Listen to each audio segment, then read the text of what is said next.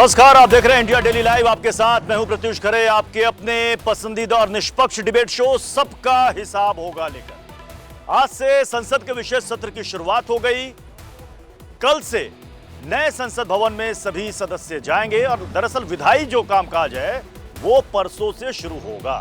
3 दिन का वो दिवस होगा जिसमें कई तरह की कयासबाजियां हैं कि क्या इस बार संसद के इस विशेष सत्र में महिला आरक्षण विधेयक लेकर सरकार आ रही है। हालांकि फिलहाल ये अटकलें हैं, कयासबाजी है, लेकिन कुछ लोग कह रहे हैं कि ये हो भी सकता है। आज आपने देखा कि इसको लेकर विपक्ष की तरफ से भी कहा गया। संसद की अब तक की 75 साल की यात्रा पर चर्चा हुई तो कुछ भावनात्मक पल भी आए, कुछ पुरानी यादों को ताजा किया गया। लेकिन आज बहस का सबसे बड़ा मुद्दा यह है कि क्या देश की आधी आबादी को उसकी हिस्सेदारी मिलने वाली है। दूसरा बड़ा सवाल यह है कि क्या ये 2024 के लोकसभा चुनाव से पहले क्या ये मोदी सरकार का मास्टर स्ट्रोक होगा। और तीसरा सवाल ये कि क्या महिला आरक्षण विधेयक जो ये आएगा, जिसकी अटकलें हैं, क्या इस पर क्रेडिट की लड़ाई भी शुरू हो गई है क्या। क्योंकि कांग्रेस कह रही है कि शुरुआत हमने की थी, राज्यसभा में हमने इस बिल को पास कराया, लेकिन मामला आगे नहीं बढ़ पाया लोकसभा में। तो अब इस बार की सरकार पर पूरी जिम्मेदारी है कि वो आधी आबादी को उसकी हिस्सेदारी दिलाए, उससे भागे नहीं, क्योंकि हम उनका साथ देने को तैयार हैं। आज इसी पर बड़ी बहस होगी। हमारे साथ इस वक्त आप देख रहे हैं हमारा पैनल। हमारे साथ बीजेपी के प्रवक्ता मनोज यादव जी हमारे साथ हैं, सौरभ दुबे राजनीतिक विश्लेषक हैं, डॉक्टर टीना है कांग्रेस की प्रवक्ता, प्रोफेसर धर्मेंद्र है समाजवादी पार्टी के प्रवक्ता। चर्चा की शुरुआत करें उससे पहले छोटी सी रिपोर्ट देखिए।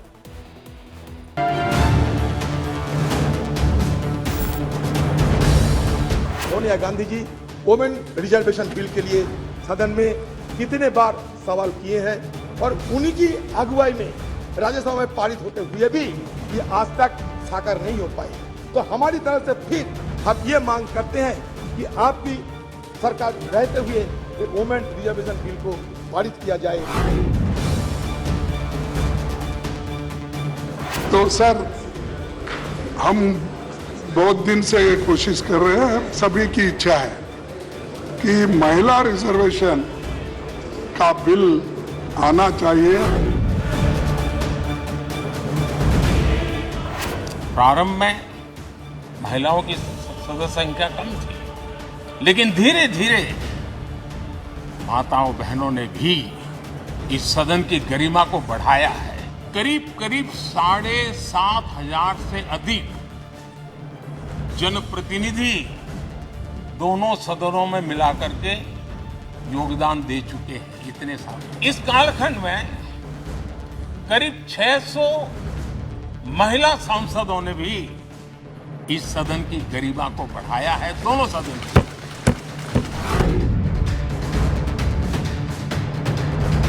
कांग्रेस की सरकारों ने लगातार प्रयास किया कि महिला आरक्षण का बिल पास हो, कानून बने, लोकसभा एवं विधानसभाओं के लिए भी 1/3 आरक्षण के लिए। हमारी कल सीडब्ल्यूसी कांग्रेस कार्य समिति की जो बैठक में रेजोल्यूशन पास हुई, प्रस्ताव पारित हुआ, उसमें यह मांग की गई है कि ये जो आने वाला विशेष सत्र है उसमें महिला आरक्षण के उस बिल को पास किया जाए, पारित किया जाए। नहीं लाएंगे, नहीं लाएंगे, बिल्कुल आना चाहिए। क्यों नहीं आना चाहिए? आज दुनिया की आधी आबादी 50% हो गई, तो लाना चाहिए और आना भी चाहिए। हम लोग इसका समर्थन करते हैं पूरा। देखिए, बीजू जनता दल हर वक्त जो देश के लिए अच्छा होता है, जो देश के शासन के लिए ठीक होता है, देश के लोगों के लिए ठीक होता है, बीजेडी उसी को समर्थन करता है। क्योंकि हमारे नेता नवीन पटनायक हर वक्त सरकार को साथ देते हैं, इसलिए देश के हित में जो बात होता है उसको हम लोग समर्थन करते हैं। जो देश के हित में बात नहीं होता हम लोग समर्थन नहीं करते। देश हित में जो भी आवश्यक होगी वो फैसले लेने में सरकार को किंचित मात्र भी संकोच नहीं है। चाहे गांव से जुड़े मुद्दे हों, चाहे गरीब से जुड़े मुद्दे हों, किसान से, मजदूर से, महिलाओं से। और महिला उत्थान के लिए तो वर्तमान सरकार ने इतना काम किया है कि पिछले 60-70 वर्ष में किसी भी सरकार ने काम नहीं किया है। स्पेशल सेशन में 8 बिल पेश हुए हैं और ये महत्वपूर्ण बिल हैं। और इसको पास कराने में हम अपेक्षा करेंगे कि विपक्ष भी इसमें सहयोग दे।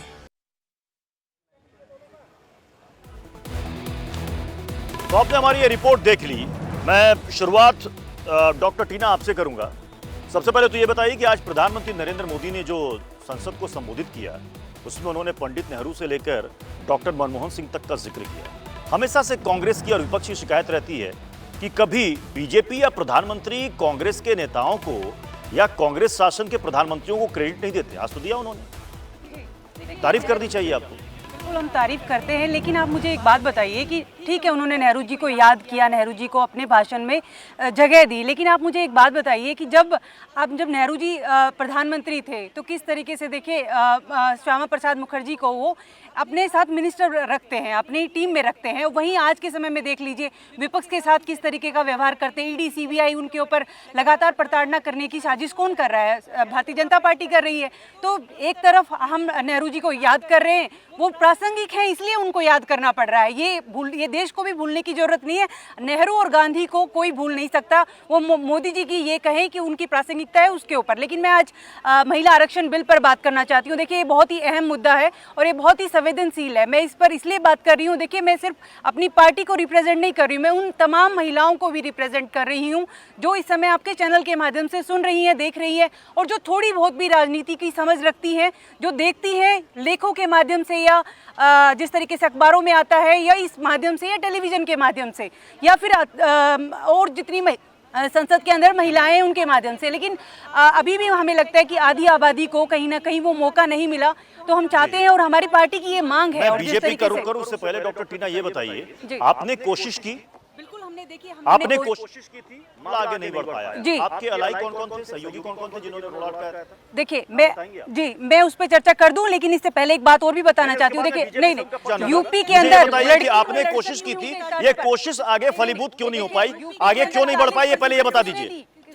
बहुत संवेदनशील मसले पर, देश की आधी आबादी पर बात कर रहे हैं। आपने जो कोशिश की थी, आपके कौन अलाई थे जिन्होंने रोड अटकाया था?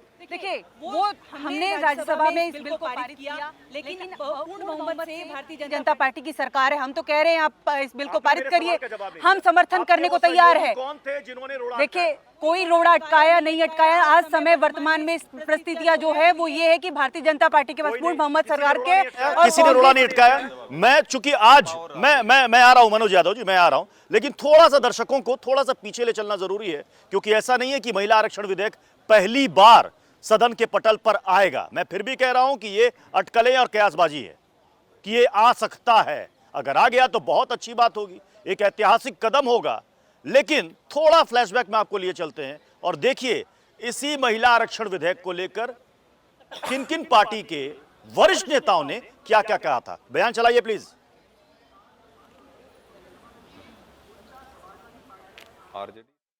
प्रारंभ में महिलाओं की सदस्य संख्या कम थी, लेकिन धीरे धीरे माताओं बहनों ने भी इस सदन की गरिमा को बढ़ाया है। इस सदन के गरिमा में बहुत बड़ा बदलाव लाने में उनका योगदान रहा है। इस कालखंड में करीब 600 महिला सांसदों ने भी इस सदन की गरिमा को बढ़ाया है, दोनों सदन की। ठीक है, हम वो बयान भी अपने दर्शकों को सुनाएंगे। मैं अपने प्रोड्यूसर गंगा को बोल रहा हूं, गंगा प्लीज वो बयान ला करके दर्शकों को जरूर सुनाइएगा। लेकिन मैं बीजेपी से मैं पूछूंगा इस सवाल। मनोज यादव जी, हमने थोड़ा सा फ्लैशबैक में दर्शकों को ले जाना चाहा, वो बयान भी हम थोड़ी देर में हमारी टीम निकाल कर देगी। उसमें लालू प्रसाद यादव भी हैं, उसमें मुलायम सिंह यादव भी हैं, उसमें शरद यादव साहब भी थे। इन तीनों ने पुरजोर इसका विरोध किया था। उनका कहना था महिला आरक्षण के अंदर भी एक कोटा होना चाहिए, वरना फिर ये बेकार है।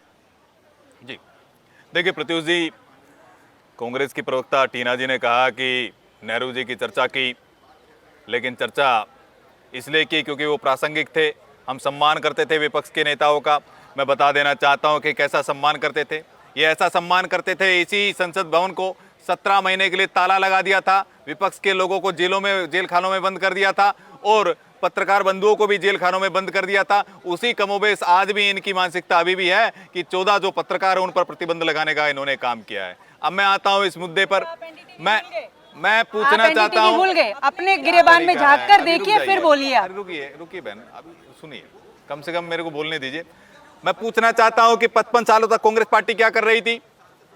कांग्रेस पार्टी क्या कर रही थी, मैं पूछना चाहता हूं। क्या इनकी पूर्ण बहुमत की सरकारें नहीं रही? इनके लगातार पूर्ण बहुमत की क्या पहले सरकारें नहीं रही? क्या इंदिरा जी के समय में स्वयं इंदिरा जी स्वयंभू नेता थी, एक महिला थी, क्या उनकी सरकार नहीं? राजीव गांधी जी के समय क्या इनको प्रचंड बहुमत नहीं था? तो उस समय इनको याद नहीं आया। लेकिन देश की महिलाएं आधी आबादी केवल अगर किसी से अपेक्षा करती है तो नरेंद्र मोदी सरकार से करती है, भारतीय जनता पार्टी से करती है, क्योंकि भारतीय जनता पार्टी जो कहती है वो डंके की चोट पर करके दिखाती है। आपने देखा, राम मंदिर का मामला हो, 370 का मामला हो, जो हमारे संकल्प है उनको सिद्धि तक पहुंचाने का काम कोई कर सकता है तो भारतीय जनता पार्टी कर सकती है, और भारतीय जनता पार्टी ने किया। हाँ, जिस मुद्दे की बात कर रहे हैं कि आएगा नहीं आएगा, ये भविष्य के गर्म में है, लेकिन आएगा तो आधी आबादी के लिए आएगा, आधी आबादी के हितों के लिए आएगा, उनके हितों की रक्षा करने के लिए आएगा। लेकिन मेरा सवाल, आपने कहा 50-55 साल तक आपने क्या किया? पूर्ण बहुमत की सरकार, आपने बिल्कुल सही कहा, पूर्ण बहुमत की सरकार थी, आपने क्या किया? आपसे भी यही सवाल किया जा रहा है कि जो गलती इन्होंने की आप भी वही करना चाह रहे हैं या कर रहे हैं? प्रत्युष जी, मैं बता दूं, बेटी बचाओ बेटी पढ़ाओ योजना हम लोग लेकर के आए। लिंगानुपात जो भारत के अंदर महिलाओं का गिर गया था वो 1000 के ऊपर 1020 हो गया है। देश की राष्ट्रपति कौन? महिला। देश की सुपर कैबिनेट के अंदर एक समय विदेश मंत्री भी रही सुषमा स्वराज जी और निर्मला सीतारमण जी। 12 ऐसी महिलाएं हैं जिनको पहली बार जो कैबिनेट के जो मंत्री बनी है। तो मैं पूछना चाहता हूं कि भारतीय जनता पार्टी तो जो कहती है डंके की चोट पे करके दिखाती है, लेकिन मैं पूछना चाहता हूं सोनिया गांधी जी से, मैं पूछना चाहता हूं प्रियंका वाड्रा जी से, जरा ये बताइए कि पुराने वही साथी है, जेडीयू, आरजेडी और समाजवादी पार्टी, क्या वो अभी भी समर्थन करेंगे? मैं ये सवाल, मामला अगर संसद के मैं सवाल का जवाब तो प्रोफेसर धर्मेंद्र से ले लेता हूं, समाजवादी पार्टी से। क्या रहेगा? धर्मेंद्र जी, ये बड़ा सवाल है।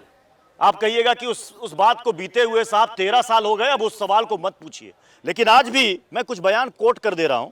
मुलायम सिंह यादव जी ने कहा था एक वक्त पर कि वर्तमान स्वरूप में महिला आरक्षण विधेयक पास हुआ तो संसद में उद्योगपतियों और अधिकारियों की ऐसी लड़कियां आ जाएंगी जिन्हें देखकर लड़के पीछे से सीटी बजाएंगे।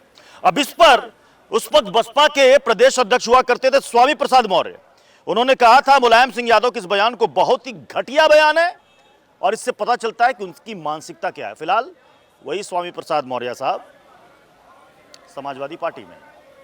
धर्मेंद्र जी, प्रत्युष जी, भारतीय जनता पार्टी चोर दरवाजे से काम करती है। मैं आपसे पूछना चाह रहा हूं कि जब पहले तो स्टैंड क्लियर कर दीजिए फिर पूछ लीजिएगा। पहले जो देखिए देखिए मैंने जो सवाल पूछा उसका स्ट्रेट आंसर दे दीजिए। जवाब नहीं है बोल दीजिए मैं जवाब नहीं देना चाहता, लेकिन सीधे बोलिए आपका स्टैंड क्या है? वही पुराना स्टैंड है या अभी का स्टैंड बदल गया है? देखिए ऑब्जेक्टिव क्वेश्चन नहीं है, एक दो लाइन तो अरे साहब देखिए एक दो लाइन तो बोलना ही पड़ेगा ना। अच्छा, माहौल बनाने के लिए मैं बता रहा हूँ, चलिए मैं इंतजार कर रहा हूँ आपके जवाब का। मैं सुन रहा, मैं लास्ट अपना जवाब दे दूंगा। भारतीय जनता पार्टी पिछले 10 सालों से है केंद्र की सरकार में। आज रिजर्वेशन की जो स्थिति है मुझे बताइए आप। इस देश के 20 IIT हैं, इस देश में 23 NIT हैं, इस देश में IIM-20 हैं, इस देश में 32 NIT हैं, इस देश में 26 IIIT हैं, 56 केंद्रीय विश्वविद्यालय हैं, 367 के आसपास स्टेट के विश्वविद्यालय हैं। आज वहां पर जो प्रोफेसरों की स्थिति है, 27% आरक्षण ओबीसी का होने के बाद भी 1% ओबीसी के लोग वहां पर नहीं है। भारतीय जनता पार्टी कर क्या रही है? अगर 27% को न्याय नहीं दे सकती तो आधी आबादी को न्याय कहां से देगी मुझे बता दीजिए। 21% शेड्यूल कास्ट का आरक्षण है। इन संस्थाओं में आज तक शेड्यूल कास्ट के 2% से ज्यादा लोग नहीं हो पाए हैं। तो इसमें भारतीय जनता पार्टी क्या कर रही है? माना धर्मेंद्र जी, चलिए आपको मैंने माहौल बनाने के लिए समय दे दिया। मुझे मेरे सवाल का जवाब चाहिए। समाजवादी पार्टी का वही स्टैंड है जो आज से 13 साल पहले मुलायम सिंह यादव का स्टैंड था, वही स्टैंड है या स्टैंड आपने बदला है? बिल्कुल, आरक्षण का जो मुख्य मुद्दा, आरक्षण विधेयक अगर इस बार संसद के पटल पर आता है उसका पुरजोर विरोध करेगी सपा या उसका खुलकर दिल से स्वागत करेगी? हाँ या ना? हाँ या ना? भारतीय जनता पार्टी सुझाव के साथ, हाँ या ना? जवाब नहीं है। सुझाव के साथ मनोज जी देखिए प्रत्युष जी, उन लोगों से देश को और महिलाओं को कोई अपेक्षा नहीं है। आजम खान जो बोलता है महिलाओं के इनर वियर को पहचान लेता है, उसके रंग को बता देता है, उन लोगों से कोई उम्मीद नहीं है जो कहते हैं, रेपिस्टों को कहते हैं कि लड़कियों से, लोंडों से गलतियां हो जाती है, उन लोगों से क्या अपेक्षा करेंगे जो गायत्री प्रजापति जैसे रेपिस्ट को साथ लेकर के घुमा रहे थे और हाईकोर्ट की लताड़ पड़ने के बाद भी उन्होंने संज्ञान में नहीं लिया। सुना नहीं डॉक्टर टीना ने क्या कहा? शशि थरूर की धर्मपत्नी के लिए किसने बोला 50 करोड़ की गर्लफ्रेंड? शर्म आनी चाहिए इसे देश के प्रधानमंत्री को, जो अपने आप को जो रावण बोलते हैं, शर्म उनके आने चाहिए। जो मोदी तेरी कब्र खुदेगी, शर्म उनको आने चाहिए। शर्म उनको आने चाहिए जो मारने की कामना करते हैं। मोदी को मैं मार दूंगा गाली देने का काम करते हैं। 51 गालियां देने का काम किया। और महिला इतने बड़े हितैषी है, महिला इतने बड़े हितैषी है ये लोग। तो मुझे बताइए, राजस्थान की और आप यहाँ जश्न मना रहे हो, टेलीविजन पे आके भाषण दे रहे हो, एक बार आप उसका विरोध नहीं कर सकते, एक बार उसमें निंदा प्रस्ताव नहीं ला सकते। आप कैसे देशभक्त हो? कैसे महिलाओं की चिंता करने वाले, महिलाओं की चिंता आप नहीं करते हो, महिलाओं को निर्वस्त्र करने का ठेका ले रखे हो आप लोग। क्या हालात है दलित महिलाओं के साथ समाचार हो रहे? सौरभ दुबे, क्या यहाँ पर सरकारों की ये मजबूरी है सुनने में? मैं पूरा दूंगा, मौका फिर दोबारा दूंगा मैं आपको। सौरभ दुबे, क्या ये मजबूरी है? सुनने में बड़ा अच्छा लगता है, लोगों को भी अपील करता है कि महिलाओं को आरक्षण, सरकार कितनी गंभीर है, लेकिन शायद दिल से कोई लाना नहीं चाहता, वरना अब तक पास हो चुका होता। नहीं, देखिए प्रत्युष जी, क्या है कि आप निश्चित रूप से देखिए, नरेंद्र मोदी सरकार ने महिलाओं के उत्थान के लिए अनेक प्रकार के कार्यक्रम तो किए थे। शौचालय, जो महिलाएं बाहर दूर घरों से शौचालय करने जाती थी, उनको शौचालय की व्यवस्था किसने दी? नरेंद्र मोदी सरकार ने दी। जो चूल्हा फूंक करके खाना बनाती थी, कई महिलाएं मर जाती थी, उनको गैस उपलब्ध किसने कराया? ये नरेंद्र मोदी सरकार ने कराया। अगर आज आरक्षण बिल की बात कर रही है मोदी सरकार, तो उस पर लोग विश्वास करेंगे, उस पर महिलाएं विश्वास करेंगी, और वो इसलिए करेंगी क्योंकि जो पूर्व में महिलाओं के लिए कार्य हुआ है वो निश्चित रूप से सार्थक रूप से प्रयास हुए, और आने वाले समय में भी ये बिल आएगा तो सार्थक रूप से प्रयास इसके लिए किए जाएंगे। अब आप एक बात समझिए, इसमें सबसे बड़ी समस्या जो इन्होंने अभी समाजवादी पार्टी के हैं, जिनके चरित्र में महिलाओं का अपमान लिखा हुआ है। एक नेता कहते थे रेप हो जाता है, लड़कों से गलती हो जाती है, दूसरे नेता आजम खान जी की अभी चर्चा कर रहे थे मनोज जी, तीसरा नेता, ये बहुत लंबी श्रृंखला है। एक लंबी श्रृंखला के तहत आप महिलाओं का अपमान करते हैं, महिलाओं के सम्मान की बात करने वाले, महिलाओं के कार्य करने की बात करने वाले, महिलाओं के लिए दिखावा करते हैं, काम कभी नहीं कर सकते आप महिलाओं के लिए। लेकिन आप एक बात समझिए, अभी जो अगर ओबीसी बिल आता है या फिर महिला आरक्षण बिल आता है, यह निश्चित रूप से विरोध करेंगे। लेकिन मोदी सरकार ने इस पर कमेटी बना करके, अभी कैबिनेट मीटिंग होगी, कैबिनेट मीटिंग के बाद एक डिसीजन आएगा, डिसीजन के बाद ये झंडे लेके सड़कों पे आएंगे। आप, क्योंकि ये शुरू से महिला विरोधी, किसान विरोधी, दलित विरोधी, पिछड़ा विरोधी, ये अभी आप ही के इंडिया गठबंधन के सहयोगी हैं। अभी आप ही के एक सेकंड प्रोफेसर साहब, एक सेकंड रुक जाइए। अभी आप ही के इंडिया गठबंधन के सहयोगी हैं। 13 साल पहले पुराना जो ये जख्म है, घाव है, जो आपको आपके ही सहयोगियों ने धोखा दिया, क्या आप उनको मना लेंगी? देखिए, सबसे पहले तो मैं देश के प्रधानमंत्री से सवाल करना चाहती हूँ, क्यों वो हमारी नेताओं के लिए ऐसी भाषा बोलते? पहले वो आके माफ़ी मांगे, क्योंकि देखिए, बेटी बचाओ बेटी पढ़ाओ एक ऐसा इनिशिएट, सब लड़कियाँ, इवन सब कांग्रेस की लड़कियाँ भी, कि भाई हाँ बहुत अच्छा इनिशिएट है, लेकिन किन बेटियों को फ़ायदा मिला? आप हरियाणा की हालत देख लीजिए, जहाँ से शुरुआत की थी बेटी बचाओ बेटी पढ़ाओ की, और जिस तरीके से इतना ताम झाम करके ये हर एक इवेंट को लॉन्च करते हैं, स्कीम्स को लॉन्च करते हैं, उसका फ़ायदा, उपलब्धि, फ़ायदा बताइए, अचीवमेंट क्या लिया, अचीवमेंट क्या किया? मणिपुर के अंदर बोले नहीं भारतीय जनता पार्टी का एक नेता, एक महिला, स्मृति ईरानी, लेकिन जब उनको प्रेस कॉन्फ्रेंस करनी होती है, राहुल गांधी आपने क्या किया महिलाओं के लिए? 3 मुद्दे गिना दीजिए, 3 मुद्दे में चैलेंज करता हूँ, महिलाओं के उत्थान के लिए कांग्रेस पार्टी ने क्या काम किया? 3 मुद्दे गिनाइए। एक बार भी मणिपुर की महिलाओं के लिए नहीं बोली। साफ तौर पर दिख रहा है कि आपकी मंत्री मुंह पे चुप्पी लगाए बैठी रही, आपके प्रधानमंत्री कुछ नहीं बोले। यदि अगर वो संवेदनशील व्यक्ति होते, आपने बोला कि हरियाणा में महिलाओं के लिए क्या हुआ, आपने मणिपुर का भी इंसिडेंट उठा लिया। मैं बीजेपी से पूछना चाह रहा हूँ, क्या महिलाओं के मामले में बीजेपी शासित जितने भी प्रदेश है, सब जगह महिलाओं की स्थिति बहुत बेहतर है? देखिए प्रत्युष जी, ऐसा है कि सर्वप्रथम तो मैं अपनी बहन को बता दूं कि जो रेशियो हरियाणा में गिर गया था, वो रेशियो बढ़ गया है। आपको पता होना चाहिए 1000 पुरुषों पर 1020 हो गया। आपको अगर आपको यहाँ झूठ बोलना है तो झूठ बोलिए, गूगल के ऊपर जाकर के, गूगल पे जाकर के चेक कर लीजिएगा, झूठ बोलना बंद कीजिए। हालत देखिए, ग्रामीण क्षेत्रों में जाकर देखिए, आपको असलियत पता चलेगी। लेकिन इतना जरूर है कि मैं इनसे पूछना चाहता हूँ, लड़की हूँ लड़ सकती हूँ, जरा प्रियंका वाड्रा को दिखाई नहीं देता है, लड़की हूँ लड़ सकती हूँ, और वहां जाकर के किस तरह से भट्टे के अंदर एक महिला को, बच्ची को जलाया जाता है, रेप कर दिया जाता है, प्रधानमंत्री के घर की बेटियां हमारी बहन के साथ रेप किया जाता है। प्रधानमंत्री के घर की बेटियां थी, माननीय प्रधानमंत्री बार-बार कह रहे थे मेरे घर की बेटियां हैं, क्यों नहीं मिला न्याय? और क्यों संदीप सिंह पे कोर्ट जो है वो आज संदीप सिंह को बेल मिल गई है? आप तो हरियाणा से, आपको तो पता होगा ना क्या हालात है हरियाणा के। मर्दों का प्रदेश है ये, तो मर्दों का प्रदेश ऐसा होना लाजमी है। और जो रेप के आंकड़े अशोक गहलोत जी कहते हैं तो आधे हैं, ऐसे तो इतना तो होता ही रहता है। तो कैसी मानसिकता है इनकी, सबको दिखाता है। लेकिन एक विषय जरूर मैं छूना चाहूंगा कि जो मोदी सरकार कहती है वो डंके की चोट पे करके दिखाती है।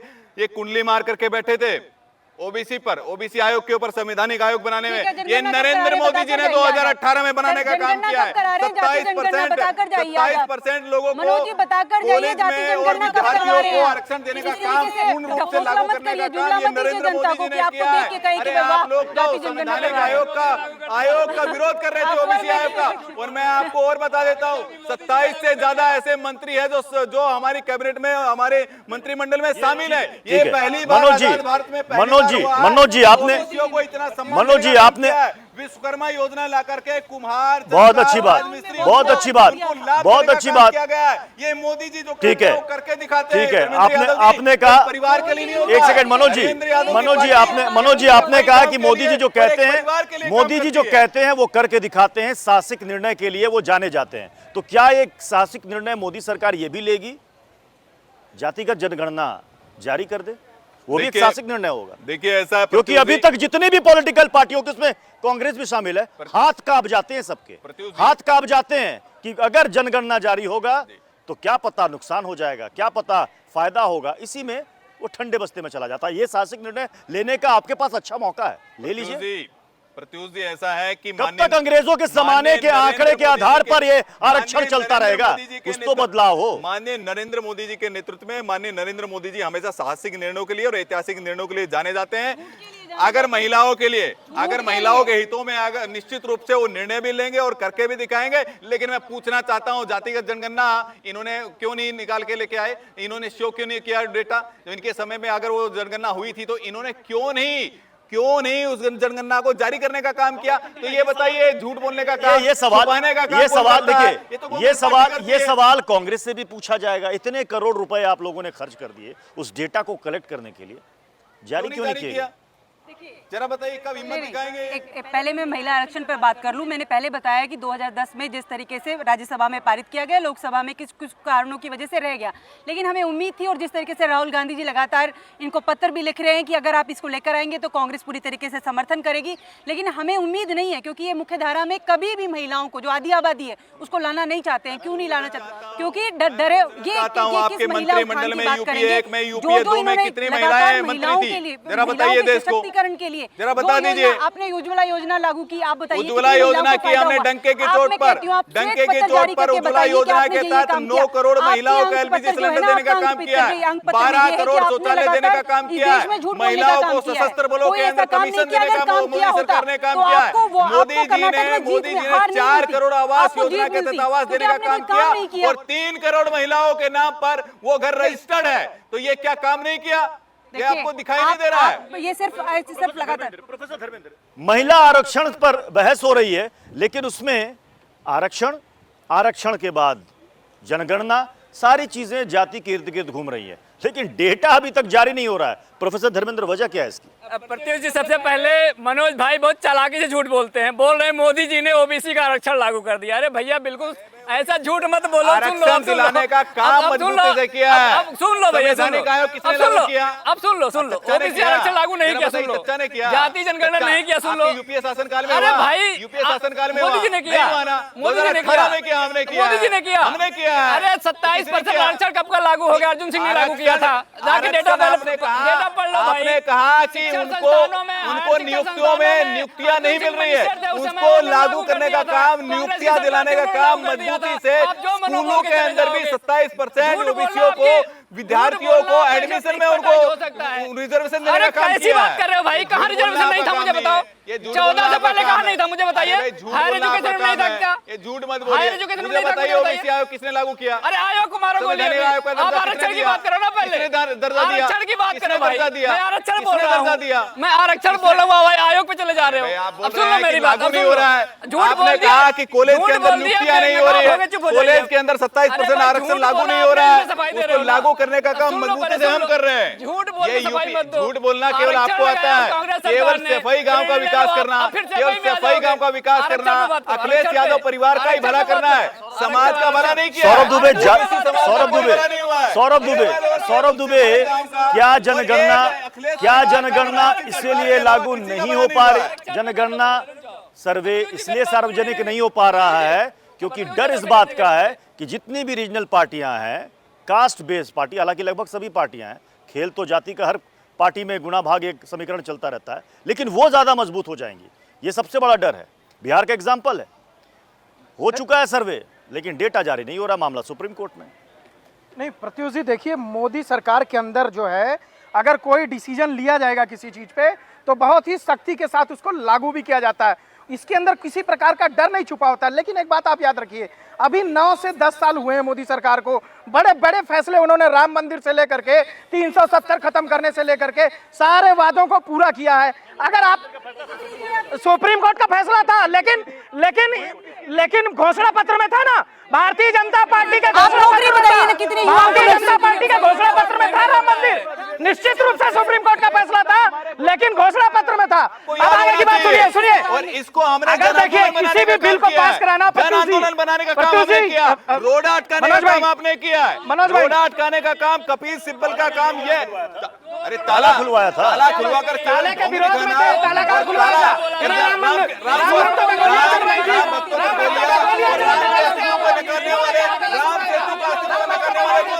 ये लोग थे, बता दीजिए कि नहीं राम मंदिर का निर्माण नहीं होना चाहिए, ये फैसला लिया जाना चाहिए, तो कौन विरोध में था? उनको बता दीजिए, मेहुल चौकसी कहाँ चला गया उसको बता दीजिए। इनकी पार्टी का ऐसा है, ना इनके पास महिलाएं हैं चुनाव लड़ने के लिए, ना ही महिलाएं हैं वोट देने के लिए, ना वोट है, ना ही चुनाव लड़ने के लिए महिलाएं। एक बात सुनिए, दूसरी बात, अगर मोदी सरकार में किसी भी किस तरीके की वाहियात बात कर रहे हैं, ये आपकी पितृसत्ता सोच दिखाती है यहाँ पर कि कितने पितृसत्ता सोच के व्यक्ति हैं आप, जो लगातार कह रहे हैं कि महिलाएं नहीं है इनके पास। अरे कितनी महिलाएं राजनीति में आना चाहती है, कितनी महिलाएं राजनीति में आना चाहती है, क्यों बोल रहे हैं? किस प्रकार से पुरुषवादी मानसिकता है भाई? मोदी सरकार आप लोग चाहते नहीं महिलाएं आगे आए, अरे आप लोग चाहते नहीं है महिलाएं आगे आए, और जदयू और सपा ने राजद ने मिलकर विरोध किया था। आपके बगल में खड़ा है, आपके बगल में खड़ा है महिला विरोधी व्यक्ति, यह समाजवादी पार्टी महिला विरोधी व्यक्ति खड़ा है, इनकी पूरी पार्टी का चाल चरित्र महिला विरोधी है। नहीं मोदी सरकार ने दिया, आप गैस कनेक्शन पहुंचाने से लेकर ठीक है सौरभ, हाँ देखिए भारतीय कांग्रेस पार्टी की तो क्या दशा हो गई है, और इंडी गठबंधन के बारे में मैं क्या बोलूं कि इनकी क्या दुर्दशा हो गई है कि मुझे तो तरस आता है कि इतनी पुरानी पार्टी की क्या हाल हो गया। जरा बताइए, अगर महिला आरक्षण बिल आ भी गया तो जरा बताइए इनको क्या दिक्कत है, जरा बताइए। इनको लग रहा है कि इनका वोट बैंक छिन जाएगा, इनको क्या लगता है कि इनको क्रेडिट नहीं मिलेगा? अरे अगर मोदी जी अगर ऐसा डिसीजन लेते हैं, ऐतिहासिक निर्णय लेते हैं, तो आपको समस्या क्या है? क्यों आप उछल कूद कर रहे हैं भाई? क्यों नचनिया की तरह नाच दिखा रहे हैं आप लोग? हम समझ नहीं पा रहे हैं आप लोग क्यों नाच कर रहे हैं। आप सहयोगी से पूछिए ना, आपके सहयोगी ने अभी तक जवाब नहीं दिया। डॉक्टर टीना, आपके सहयोगी प्रोफेसर धर्मेंद्र ने अभी तक जवाब नहीं दिया। ये समर्थन में नहीं है, ये समर्थन में नहीं है। मैं पूछ रहा हूँ, अपने सहयोगी से पूछ लीजिए। प्रोफेसर धर्मेंद्र, क्या उसमें दिक्कत है? सामाजिक दिक्कत, व्यवहारिक दिक्कत, क्या दिक्कत है? जो आपकी एनडीए 2 की सरकार है उसमें 27 मंत्री पिछड़ी जाति के हैं। अगर एक मंत्री के मुंह से निकल जाए कि जातिगत जनगणना होनी चाहिए तो मैं इनकी मंशा मान लूं कि सही है। अगर इनके पास जो एसटी के लोग हैं उनके मुंह से निकल जाए कि इनकी भागीदारी होनी चाहिए, मतलब केंद्रीय विश्वविद्यालयों में होनी चाहिए, जातियों में सुप्रीम बांट कोर्ट में करके होनी समाज चाहिए, को आरक्षण सुन लीजिए जातियों की पहले। राजनीति करना सुनिए, आप आपको सुनोगे शोभा नहीं, देता है, जब आप माई सुनोगे समीकरण नहीं, की राजनीति जवाब करनी है, देना। आपको मुस्लिम यादव नहीं, की नहीं, नहीं। राजनीति करनी है। लेकिन मैं बता रहा हूँ अभी तक जवाब नहीं मिला, अभी तक समाजवादी पार्टी की तरफ से महिला आरक्षण पर जवाब नहीं मिला। आधी डिबेट होने को आ गई, समाजवादी पार्टी ने अपना स्टैंड क्लियर नहीं किया। चलिए चलिए, मौका फिर दे रहा है। महिला आरक्षण में बोलिएगा, महिला आरक्षण। बिल्कुल, मैं 10 सेकंड लूंगा।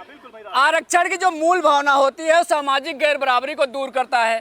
अगर आधी आबादी महिलाओं की है तो उसके अंदर पिछड़ी जाति की महिलाएं भी हैं, शेड्यूल कास्ट की भी हैं, शेड्यूल ट्राइब भी हैं, अल्पसंख्यक भी हैं। अगर वो ऊपर निकल के नहीं आएंगे तो सामाजिक गैर बराबरी कहाँ दूर होगी? तो अगर हम ये कह रहे हैं कि आप महिला आरक्षण लाइए, हम उसका समर्थन करेंगे, लेकिन उसके इतना बताइए बस, है या नहीं है? साथ है या नहीं है? है या नहीं है? बिल्कुल, इधर उधर की बात अब देखिए, कांग्रेस दोनों सहयोगी हैं। कांग्रेस का स्टैंड क्लियर है, कांग्रेस का स्टैंड क्लियर है। डॉक्टर टीना कह रही है आप लाइए बिल, हम खुलकर उसका समर्थन करेंगे।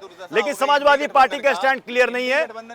लालू प्रसाद यादव का एक पुराना बयान आपको सुनाते हैं, सुनिए जरा लालू प्रसाद यादव ने क्या कहा था, सुनिए। महिला रिजर्वेशन के हम लोग विरोधी नहीं हैं, चाहे जितना परसेंट करिए, लेकिन मुस्लिम महिलाओं को, पिछड़ी जाति के महिलाओं को, दलित महिलाओं को उनका रिजर्वेशन के अंदर रिजर्वेशन का प्रावधान करिए। हम ये कहाँ बोलते हैं कि रिजर्वेशन के विरोधी हम लोग हैं। हमारा दल का नज़रिया साफ है और उस पर हम लोग अडिग हैं। हमने कहा था ना कि एक पुराना बयान हम सुनवाएंगे। लालू प्रसाद यादव का पुराना बयान है जिसमें वो कह रहे हैं कि आप रिजर्वेशन भले ले आइए और दे दीजिए, लेकिन इससे गरीब, पिछड़ी, दलित महिलाओं को इससे कोई फायदा नहीं होगा। मनोज जी, अच्छा ये बताइए प्रत्युष जी, अगर आरक्षण मिला, ओबीसी समाज को आरक्षण मिला, एसटी समाज को आरक्षण मिला, एससी समाज को आरक्षण मिला, और ईडब्ल्यूएस जो इकोनॉमिकली वीकर सेक्शन है, जो मोदी जी ने 10% उनको आरक्षण देने का काम किया, तो क्या उनको फायदा नहीं मिल रहा है? क्या ये आरक्षण का नतीजा नहीं है कि मंडल आयोग की जो रिपोर्ट आई उसके बाद आरक्षण का नतीजा नहीं है कि लालू प्रसाद जैसे लोग, जो पिछड़े लोग थे, जो ऊपर उठ करके आए? क्या उसका ये नतीजा नहीं है कि मुलायम सिंह यादव जैसे लोग ऊपर उठ करके आए? क्या रामविलास पासवान जी को क्या नेतृत्व नहीं मिला? क्या लीडरशिप नहीं मिली? तो ये आरक्षण का फायदा है या नहीं है? लेकिन केवल कोरी राजनीति करनी है, क्योंकि ये महिला विरोधी लोग है। ये महिला विरोधी लोग कहते हैं लड़की हूँ, लड़ सकती हूँ। राजस्थान यहीं के नजदीक है, लेकिन जाएंगे नहीं। एनसीआरबी का डेटा आएगा, सबसे ज्यादा वहां पर महिलाओं पर अत्याचार हो रहा है, उत्पीड़न हो रहा है, प्रताड़ित की जा रही है, उनका बलात्कार किया जा रहा है, लेकिन ये सोए रहेंगे इसी के कमरों में बैठे रहेंगे। कौन सा आरक्षण की बात करते हैं? ये महिला विरोधी लोग हैं। ओबीसी का पार्लियामेंट में कौन सा आरक्षण है ओबीसी का? विधानसभा में कौन सा आरक्षण है ओबीसी का? बताइए। रिजर्वेशन दिया, अफर्मेटिव एक्शन जिसे कहते हैं। इन्होंने क्या किया? एसटी एक्ट को कमजोर करने का काम किया, फिर वापस ले लिया कि माफी मांगनी पड़ती है इनको, क्योंकि पहले निर्णय ले लेते हैं, इनके पास कोई थिंक टैंक है नहीं। मेरी बात सुनिए, आप पहले पूरी होने दीजिए। और देश के प्रधानमंत्री कहते हैं मैं ओबीसी हूँ, फिर कहते हैं कि राजनीति कर रहे हैं ये लोग। बताइए, देश का प्रधानमंत्री जब राजनीति करने के लिए अपनी जाति बताता है तो कोई, आप किसी और से कैसे उम्मीद करते हैं? राजनीतिक पार्टियां करेंगी, फिर खुल के करेंगी। जब गांधी जने उदाहरण करके बोले कि मैं ब्राह्मण हूँ, मैं दत्तात्रेय गोत्र है मेरा, जबकि ऐसा अद्भुत एक दृश्य देखने को मिला, जिनका दादा पारसी है और माता जिनकी क्रिश्चियन है, वो कैसे ब्राह्मण हो सकते हैं? जरा बताइए। ये भी एक अद्भुत है, आदिवासी महिला का एजेंडा है, अद्भुत एजेंडा है। मतलब राष्ट्रपति बनाइए, राष्ट्रपति। अरे एक मिनट चुप रहिए, आप राष्ट्रीय अध्यक्ष पद स्वीकार नहीं करते, मल्लिकार्जुन आदिवासी महिला बनाइए, कैसा व्यवहार कर रहे हैं आप? वो उनको पता है, सोनिया गांधी, राहुल गांधी जी के रिमोट से सरकार चलाने वाले लोग। दिया गया नहीं, आप राष्ट्रपति यही बगल में, आप बताइए, राष्ट्रपति नहीं आ रही है, अनुसूचित जनजाति समाज से पहली बार आजाद भारत के इतिहास में राष्ट्रपति बनाने का कोई काम हुआ है तो भारतीय जनता पार्टी की तरफ से हुआ है। भारतीय जनता पार्टी की तरफ से अनुसूचित जनजाति समाज की महिला को पहली बार राष्ट्रपति बनाने का काम किया है। डॉक्टर टीना, द्रौपदी मुर्मू को जब, एक सेकंड, डॉक्टर टीना भी आपने कहा ना कि आपने क्यों नहीं बुलाया, क्यों नहीं करा, आपने कहा कि आप उनका सम्मान नहीं करते। जब द्रौपदी मुर्मू को राष्ट्रपति पद का उम्मीदवार बनाया जा रहा था तब क्यों नहीं कांग्रेस पार्टी खुलकर सामने आई और आपने कहा आप उस वक्त आते और कहते एक महिला और वो भी आदिवासी समाज से आ रही है तो हम इसमें कहीं से चुनाव नहीं चाहते, निर्विरोध तरीके से वो जीते, हम आपके साथ हैं, क्यों नहीं आप बड़े मन से आए? देखिए दलित के इससे पहले भी चाहे के.आर. नारायण जी हो, किसने महिलाओं की बात द्रौपदी मुर्मू का मैंने जिक्र किया। नहीं, लेकिन ये क्रेडिट कौन ले रहा था कि हम आदिवासी महिला को लेके आ रहे हैं, लेकिन आप उनका सम्मान कितना कर रहे हैं? समर्थन तो छोड़िए, अरे आपने उनको अपमानित करने का काम किया।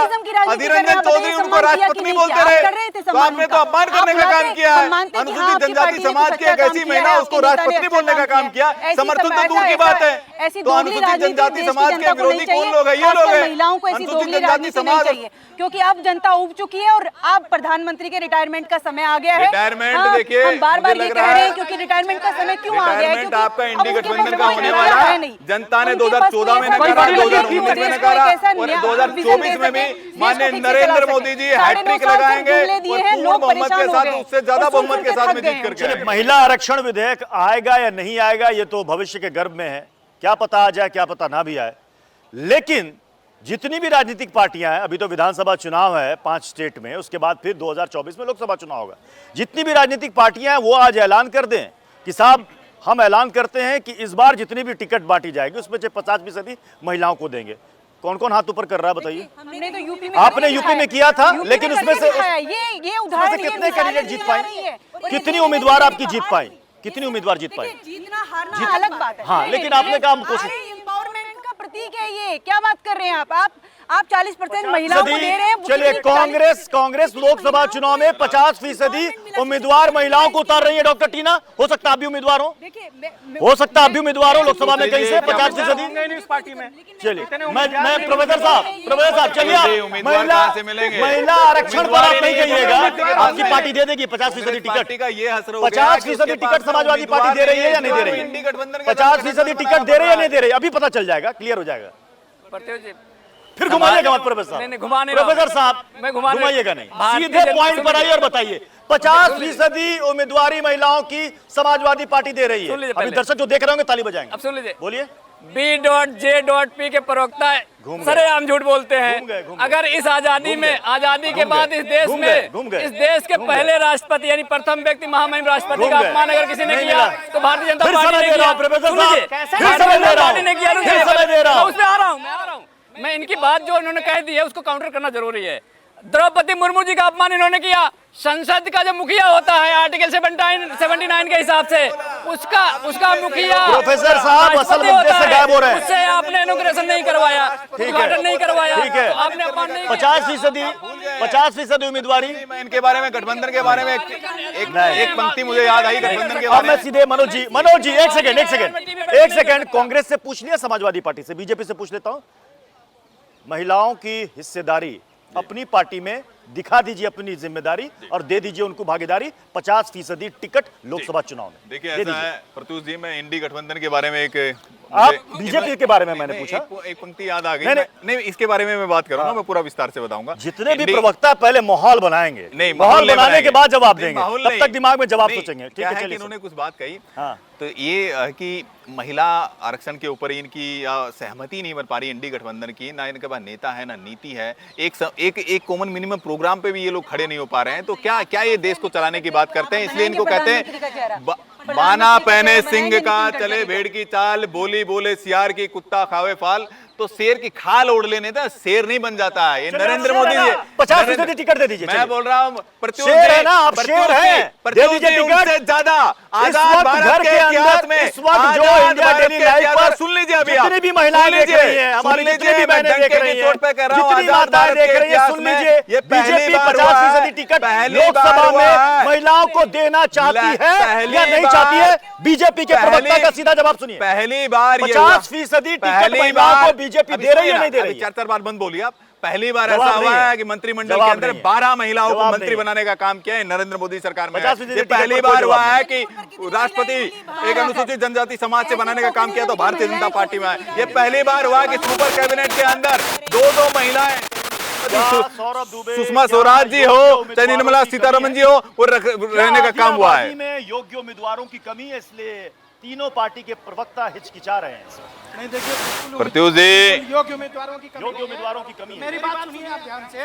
देखिए हो सकता है ये जो आरक्षण लाए हैं मोदी जी ना, ये बिना किसी जाति विशेष के, देखिए ये आरक्षण ऐसा होगा महिलाओं के लिए, गोबर पाथने वाली महिला भी चुनाव में खड़ी हो सकती है।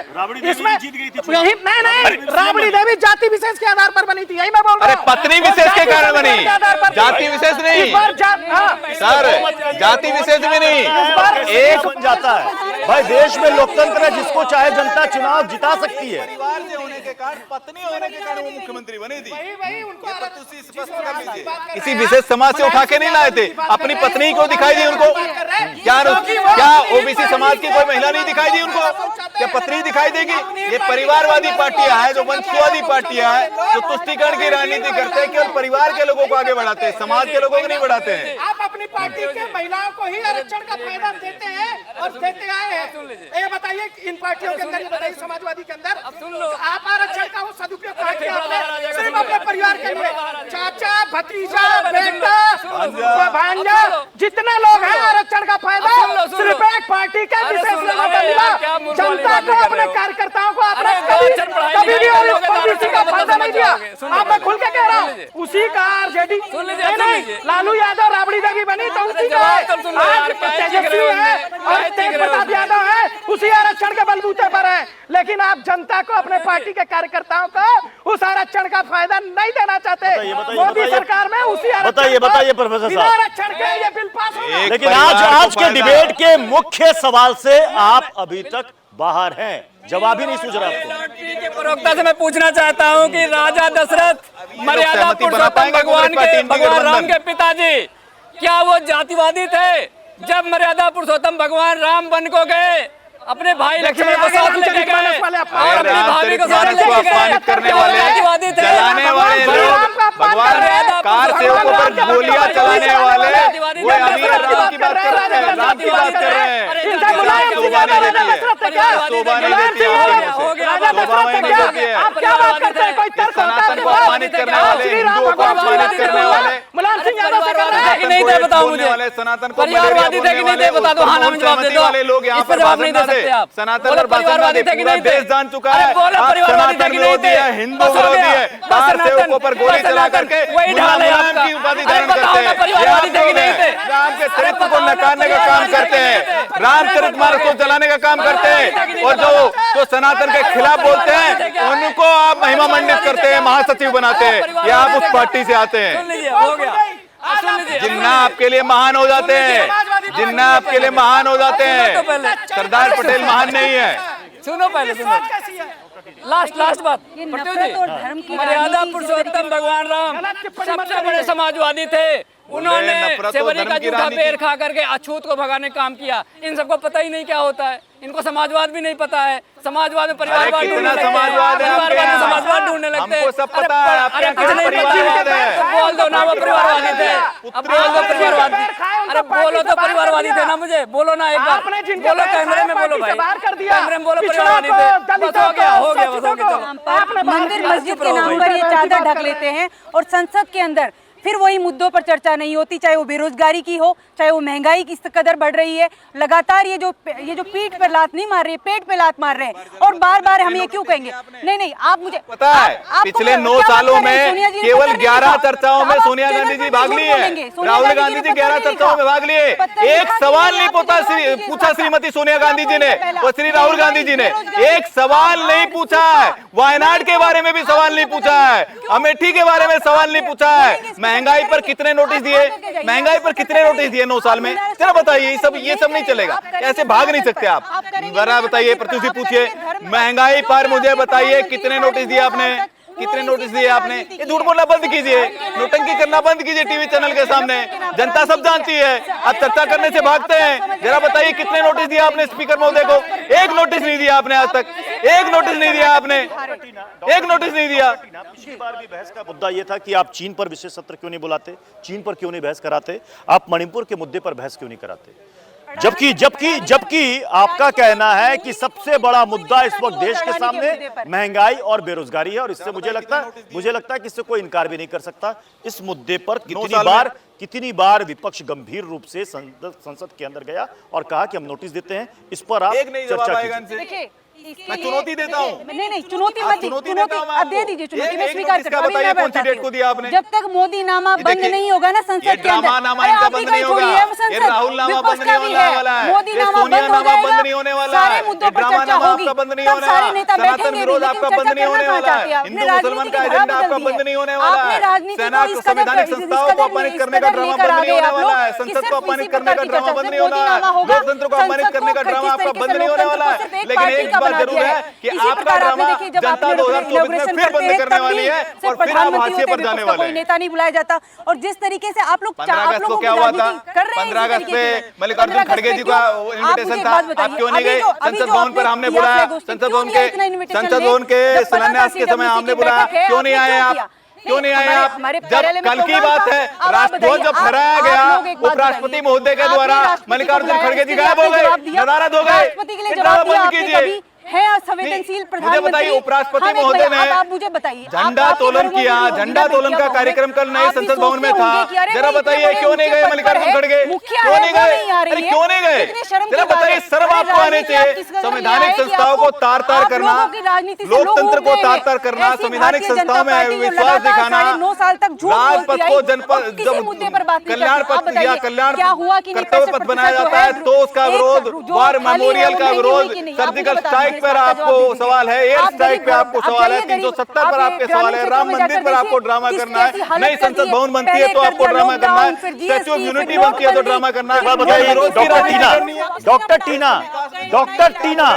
टीना, अगर ये सरकार महिला आरक्षण विधेयक इस सत्र में ले आती है और वो पास भी हो जाता है, क्रेडिट लेने की होड़ तो नहीं होगी? देखिए, क्रेडिट लेने की होड़ तो है ही नहीं, क्योंकि सबसे पहले तो नहीं, आप धन्यवाद देंगी या नहीं देंगी सरकार को? आप धन्यवाद नहीं, समर्थन नहीं, आप धन्यवाद देंगी या नहीं देंगी सरकार को?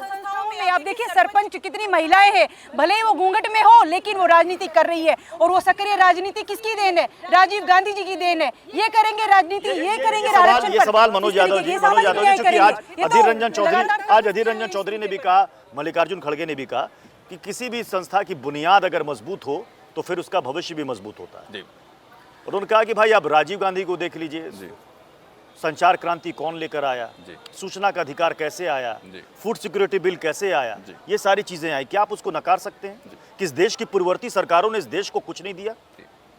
देखिए, एक बात बताइए प्रत्युष जी, मुझे लगता है कि अधीर रंजन चौधरी पर भी तरस आता है मुझे कि जिस तरह से सोनिया गांधी जी उनको उंगली मार मार के किस तरह से रिमोट कंट्रोल की तरह चलाने का काम कर रही थी, जिस तरह से उन्होंने यूपीए के शासनकाल में उन्होंने सरकार चलाई और जिस तरह से अभी भी अपनी पूरी पार्टी को चलाती है, तो साफ साफ दिखता है कि उनकी दुर्दशा पर भी, उनकी जो दुर्दशा देखी मैंने, उस पर मुझे बहुत आत्मग्लानि हुई। मुझे लगा कि देखो क्या हालात बना दिया है इन्होंने। लेकिन मैं पूछना चाहता हूँ आदरणीय प्रधानमंत्री नरेंद्र मोदी जी ने क्या पूर्ववर्ती जितने प्रधानमंत्री हैं उनके बारे में चर्चा नहीं की? क्या नेहरू जी के बारे में चर्चा नहीं हुई? क्या इंदिरा जी के लिए चर्चा नहीं की उन्होंने? क्या राजीव गांधी जी के लिए चर्चा नहीं की? पता नहीं अब इनका दिल कैसे भाई ठीकरा क्यों नहीं फोड़ा जाएगा? ऐसे लोग जो लोग 17 महीने तक संसद भवन पर ताला लगा डाउट हो रहा है क्या? आपको शक हो रहा है? आप कह रहे दिल कैसे बदल गया? पत्रकार बंधुओं को जेलों में डाल दिए थे, क्या लोकतंत्र के रखवाले थे आप? अरे लोकतंत्र के हत्यारे हैं आप लोग, लोकतंत्र के हत्यारे हैं आप लोग। आपातकाल आपने लगाया है, भूल गए अध्यादेशों को फाड़ने का काम राहुल गांधी ने किया है, भूल गए आप, ये भूल गए आप। अरे याद नहीं आपको, स्मृति विलुप्त हो गई है मुझे लगता है। पढ़ के आना चाहिए कि ऐसे लोग आपके यहाँ सुरमा बैठे हुए हैं जिन्होंने इसी संसद को 17 महीने तक ताला लगा दिया था, भूल गए, पत्रकारों को जेलों में डाल दिया था। यही आपका लोकतंत्र था, ये आपके लोकतंत्र के आप संरक्षक हैं, आप लोकतंत्र के संरक्षक हैं, तो देश पूरा जानता है। अरे सब लोग जानते हैं। आप जाइए छात्रों के बीच जो पीएचडी करके बैठे हैं, सबको लगता है कि आरएसएस जो कि अनरजिस्टर्ड पार्टी संगठन है, उसके जिसको आप ने सम्मानित किया था, हमने सम्मानित किया नहीं। आज चचा नेहरू ने किया था 62 के बाद में, भूल गए आप? 62 के बाद भूल गए आप? गणतंत्र दिवस की परेड में चचा नेहरू ने उनको सम्मानित करने का काम किया था। किसने किया था? एक ऐसा संगठन जो व्यक्ति निर्माण में लगा है, जो माँ भारती को परम तक ले जाने की बात करता है, जो देश को एकता के सूत्र में पिरोने का काम करता है। अरे आप क्या करते हैं? आप तो सनातन को अपमानित करने का काम करते हैं, डेंगू बोलते हैं, डेंगू। प्रियंका खड़गे क्या बोलते हैं? सनातन का अपमानित करने का काम करते हैं, उस पर आप मौन धारण कर लेते हैं, मौन सहमति देने का काम करते हैं। उदयनिधि स्टालिन बोलते हैं कि डेंगू है, मलेरिया, उस पर आप मौन धारण कर लेते हैं। कोई भी बहस ऐसी नहीं हो रही है जिसमें कहीं से सनातन, डेंगू और मलेरिया की एंट्री नहीं हो रही है। मतलब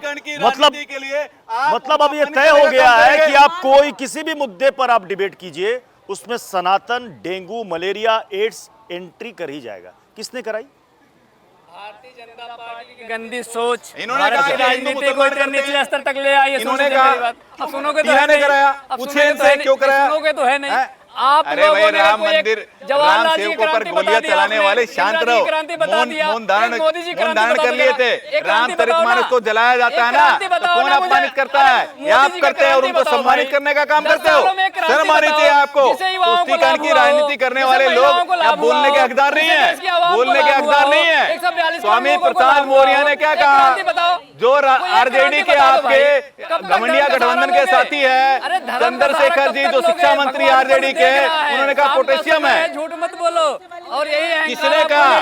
किसने कहा? ये आपके घमंडिया गठबंधन के लोग हैं जो लगातार सनातन को अपमानित करने का काम करते हैं। तो आप तो बोलने के अधिकारी नहीं हो, बोलने के अधिकारी नहीं हो। जिनके खून में तुष्टीकरण बचा हो, जो केवल वोट बैंक के लिए जिंदा हो, उनसे सुनने की आवश्यकता नहीं है। प्रोफेसर साहब, कल गणेश चतुर्थी है, शुभ दिन है, नए संसद में सारे सदस्य प्रवेश करेंगे, तो अच्छा मुहूर्त है ना, कुछ अच्छा होना चाहिए। इसलिए देश भी टकटकी लगाए देखेगा संसद की ओर, सरकार की तरफ, कि क्या वाकई में महिला आरक्षण पर जो इतनी बहस और चर्चा हो रही है, क्या वो सरकार लाने वाली है या नहीं लाने वाली है। सौरभ दुबे, देखिए पृथ्वी जी, मुझे एक बात पर पहले सख्त आपत्ति है, क्योंकि आपका राष्ट्रीय चैनल है, कोई गलत बात नहीं जानी चाहिए।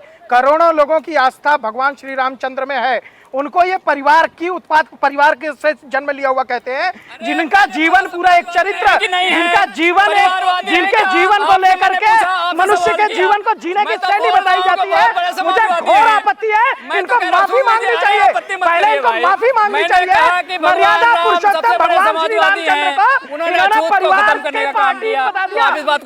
क्या कांग्रेस भी इसमें शामिल है? क्या कांग्रेस भी इसमें शामिल है? क्या? अरे क्या बात कर रहे इसका मतलब यह पूर्ण रूप से इनकी बुद्धि भ्रष्ट हो गई है। बस हो गया, मानसिक संतुलन खत्म, मानसिक संतुलन खो दिए, मानसिक संतुलन मत खो। आपका पत्ता साफ हो बात जाएगा। आधी आबादी की हम कर रहे थे, आधी आबादी की बात से धीरे धीरे बहस देखिए अब अंतिम पड़ाव पर राम और हनुमान पर आ गई। चलिए सर, बहुत बहुत शुक्रिया। समय इजाजत नहीं दे रहा है इससे आगे। बहुत बहुत शुक्रिया आप चारों मेहमानों का हमारे साथ जुड़ने के लिए। एक बहुत ही छोटा सा ब्रेक के बाद भी खबरें जारी हैं, आगे देखिए संपूर्ण राष्ट्र। धन्यवाद।